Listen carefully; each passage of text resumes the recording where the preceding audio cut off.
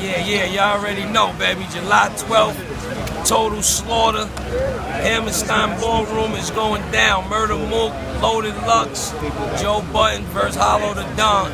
It's going to be incredible. You know, when that boy Marshall Mathers have anything to do with it, it's going to be, the platform is going to be even bigger than it already is. You know what I mean? Shout out to all the other battles.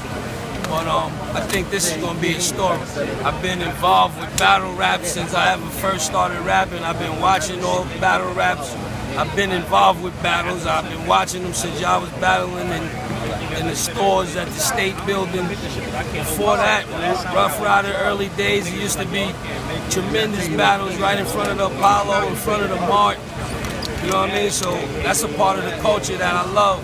They just created a platform for y'all to get money, for bigger scale to be seen. You know what I mean? To broaden, to make your brand much larger. So it's a beautiful thing, baby.